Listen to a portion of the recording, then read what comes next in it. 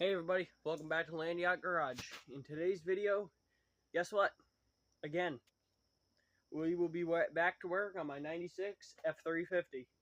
In today's video, we will be tackling the motor. I gotta get this thing ready to go in, and my neighbor's actually gonna weld up the radiator support mounts, and I put the motor in. So I'm gonna go ahead and roll the truck out and just pick up this whole mess. Gotta put the seats in and everything. So I will see you guys when the shop is cleaned up. That's better. Just got to get the motor out of the corner and start stripping it down. So what we're doing here is I'm going to take the motor down to probably the short block. All the accessories, plenum, intake, valve covers, oil pan, and then I'm going to clean everything up, paint it. The whole motor's going yellow. I know I'm going to have some mixed opinions about that. So, yeah, I got to get everything off of this thing. And, yeah, so I got to go just dig out this little corner, roll into the middle of the floor, and get started.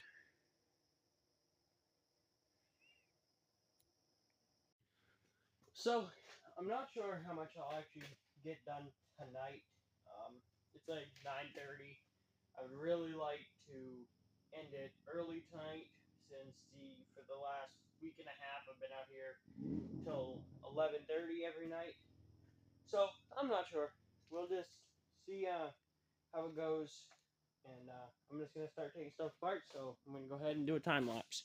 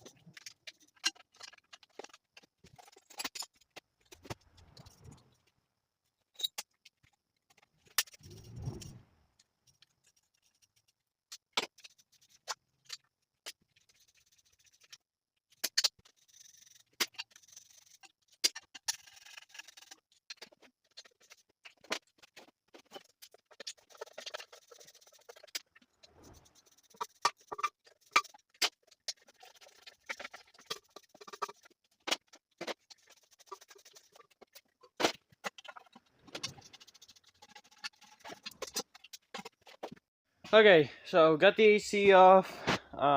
Didn't want to take off the hoses or anything because this truck will have working AC, and the AC did work. So, um, about when I first got the truck, late July of 2022. These injectors, the injectors were bad in it, so I just pulled off the plenum and stuff. These injectors maybe have 100 miles on them, so she is dirty. That's why I'm deleting all the emissions. So when this truck never had any air or anything, I don't think it had it from the factory, which is weird because plugs are in place where the crossover tube would be and everything. But the only thing that left was the EGR, and I am deleting that. This motor will be ran with no emissions, so I'm going to go and edit that time lapse and then continue taking the motor apart. Well, that's looking a lot less like an engine. So I'm not touching the water pump because that quickly turns into pulling the timing cover and dealing with broken bolts. Took the other manifold off, and I did not snap a single manifold bolt. I used no heat, nothing. I just cranked on them. and, well, none of them snapped. You can see how clean this engine is inside. All the crap that you see in it just fell in from me pulling the intake. Which this motor has 120,000 miles, and well, it's been in my family since '98. It's a '96, and it's seen oil changes every 3,000 miles. So I've seen 70,000 mile motors that are full of sludge. So I am gonna go ahead. Which, well, what sucks is I snapped the two front intake bolts. Not sure what I'm gonna do about that. So that's pending right now.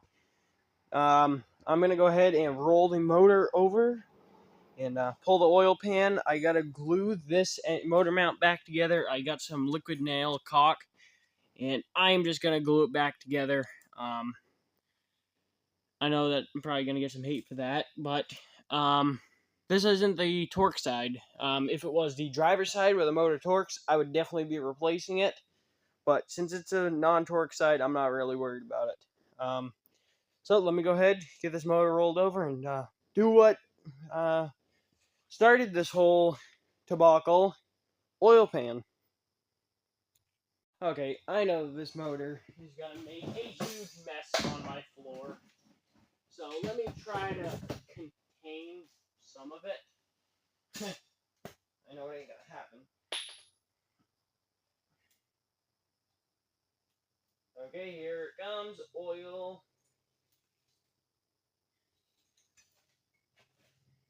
Wow. There we go. There we go. That's what I was looking for.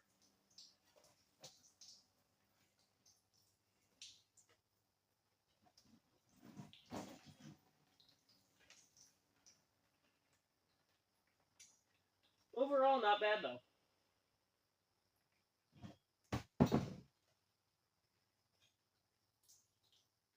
Yeah. So, let me go ahead and get this oil pan off of here. Okay, oil pan's ready to come off. I'm sure somebody in the comments is going to say I should just get a new motor. This motor's junk, just like how my bed was junk. So, I am going to be doing a rear main seal. Actually, quite a bit of sludge in there. I was not expecting that much. So, I am going to be doing a rear main, but obviously, I'm not sure. Somebody actually might have been in this motor before. No, that's... Okay, never mind. You know what? This is a rubber reusable gasket.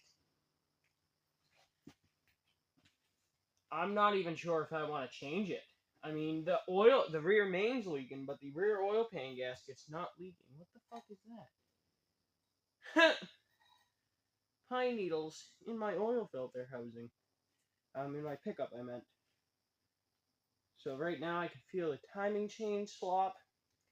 Not much. I kind of expected that. This motor has also seen a lot of rev limiter. I would just like to throw that out there. Like, a lot of rev limiter. Maybe if somebody asks, I'll post videos of this truck just being on the rev limiter. After I rebuilt it the first time, I was not very kind to it. You know what? I am just going to put a little bead of RTV on the rear pan gasket, and I am just going to put this right back on because I have the 3-piece oil pan gasket, and I can guarantee you guys that that will leak worse than this. So, I am going to just, which I'm sure somebody in the comments is going to be like, oh my god, you can't reuse that, but it's a rubber metal reinforced reusable gasket. Yep, I did. Okay. I still have some from when I just rebuilt the 408 stroker less than a month ago. Well, I've seen about all that I want to see in the bottom of this motor, so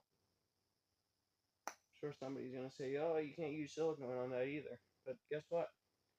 I did on the other small block Ford, and it ain't leaking any at all. I'm more worried about the front and the rear pan seal, mainly. Which, I'm actually, my neighbor's a mechanic, and I'm actually going to get his supervision when I go ahead and do the rear main, because I've never done a rear main, and I don't want it to leak.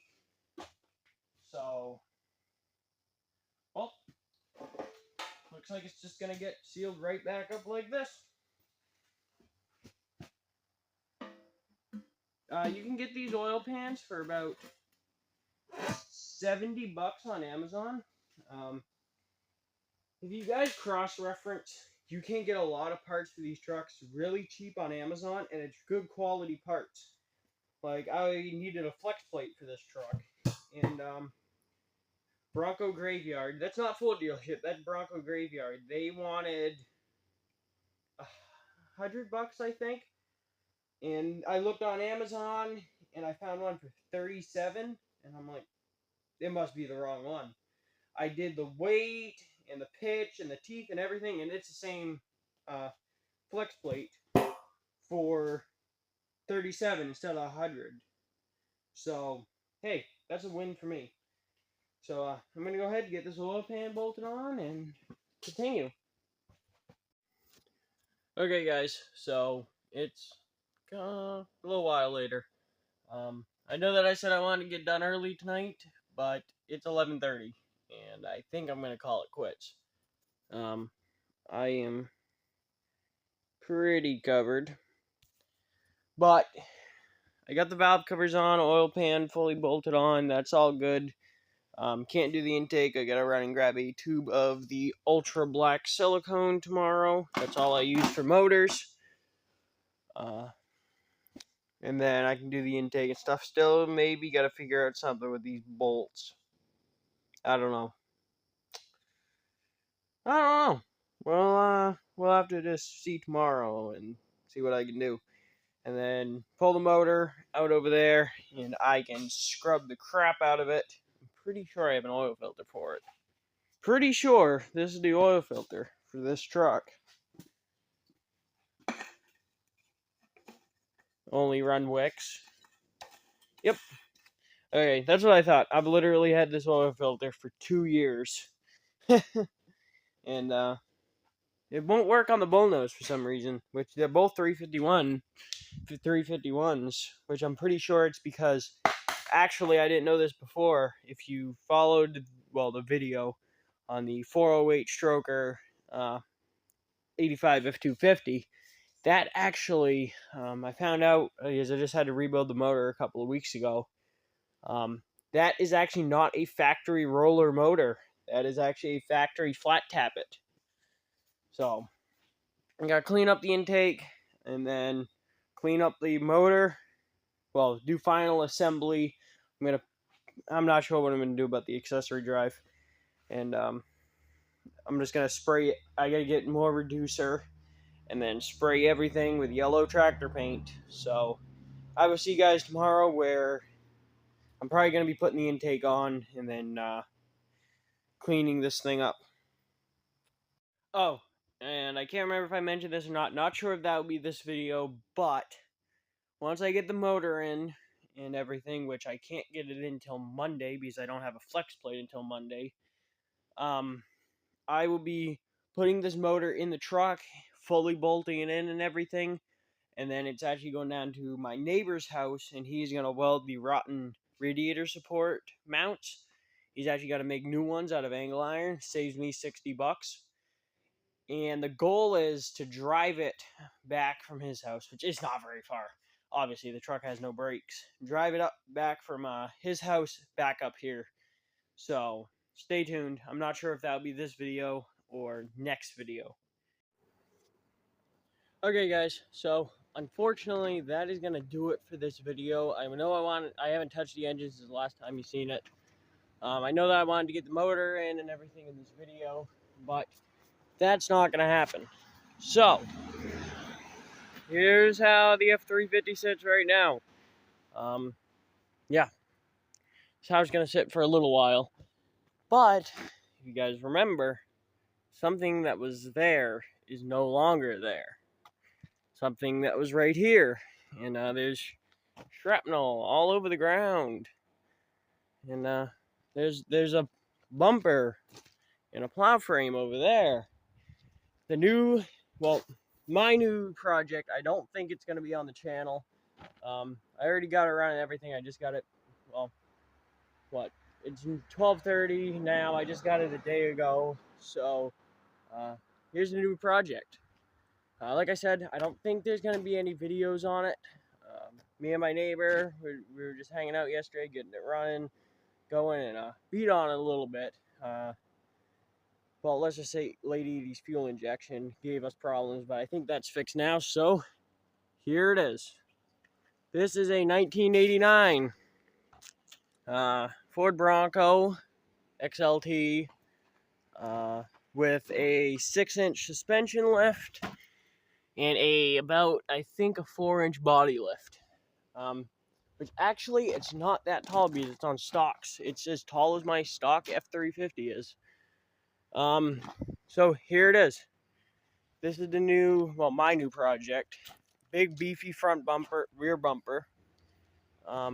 Tailgate's junk, which, whatever. This truck, I say it's not going on the road, but if it gets ran down the road now and then, it happens. Looks like I hit the door on something. This is just a beater. I'm not worried about it. So let's go through some of the mechanicals. So this guy that I got it from kind of pissed me off after jerking me around. So when I looked at it, I do have the topper for it. It obviously had the topper on. It was covered in mold. It was just like this, and it had a 7-foot plow on it. Like, sweet. I can use it to plow the driveway during the winter and everything. Take the plow frame off during the summer. And then, so he's like, after jerking me around for a month, he was like, oh, well, so here's the motor. Supposedly it used to be supercharged. I don't believe that because 90s, well, late 80s, 90s fuel injection is not handling a supercharger. I'm sorry, but it's not happening. But it definitely has something in it because this thing is not a stock 5.0. Supposedly it had forged internals, but with it being an 89, it would have had factory forged internals. So I'm not sure, but this motor is definitely not stock. I've had a couple of trucks with 5.0s, and especially running on 15-year-old varnish, this thing goes pretty good. Once I sorted it out, last night I had to pull the plenum off because the return line was snapped off on the fuel rail, and it was crimped off, and it was just flooding the motor with fuel, obviously. So I had to take the fuel rail from my truck. That's why my motor isn't getting done, because it's like $200 for a new one. So yeah, which if this gives me much problems, I'll just get a 4-barrel intake and a carburetor and a GM style HEI and call it good. Because this is a C4 transmission, so it has the mechanical kickdown. It's not electronic. So I did that. I had to run new return lines and a bunch of stuff to it. I'm gonna just get little cone air filters, and it is now raining. It's on stocks. I think it all depends what I can find. I can find 35s for dirt cheap, but I can also find 37s, or this thing would easily fit 40s. So, it was last inspected in 04. Supposedly it was a daily driven mud truck, and then it turned into a plow truck for the yard, I think. 04 at a Jamboree. These are all in Exis Junction, Vermont. Bunch of 4x4 Jamborees that this thing went to in the early 2000s, before I was even born. But the worst of it is, well, floor's kicked up there. Well, that's, yeah, there's no cab mount left. The frame on it is literally mint. And so then, this guy, he was like, I can't remember if I said that, Jesus. he was like, oh, I need the rear end out of it. I sold the rear end. Well, rear end's still in it. Guess what? He ain't getting the rear end because he fucked me around for a month and everything. And this one is a Ford 9-inch. So I'm gonna, if I have a Sterling 10 1/4 for it, but then I have to get short and do something about the drive shaft. This one is fucking, they redid the pinion, the things, the clamshells that go on the axle. I'm a little bit slow today. So it's tilted up and, like, dude, so it has an I-beam lift kit. That's pretty cool. Looks like it used to have traction bars. Now it has this, some sort of whatever. And what's scary is it was on the road like this. So when I got this thing, it had a roof on it. This thing was literally full up to the roof.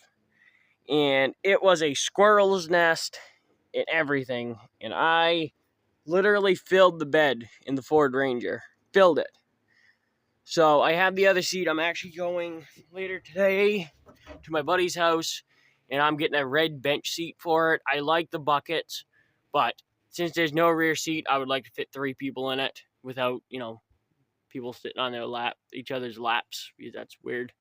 So anyway, it has seat belts, aftermarket Simpson seat belts.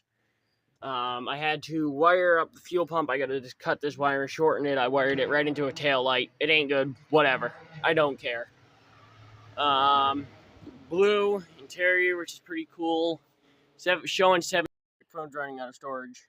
Showing 78,000 miles. I'm not sure if that's true or not, but let me go ahead and fire it up. I'm definitely having a weird body ground issue going on. So, and I'm pretty sure this seat is falling through the floor. It sounds pretty good. I'm not sure what it has. It has some cool exhaust tips on it. Turn on the fuel pump. I just had it running. So it has another weird thing where it's just stuck at $3 grand. It has a huge vacuum leak somewhere.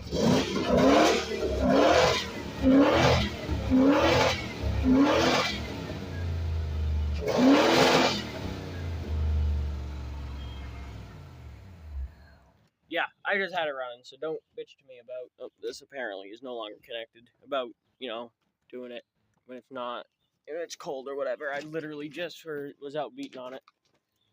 So, here we go again. Weird body ground issue, and the parking light's stuck on. I don't know, I'll deal with it later. So yeah, that's my new project.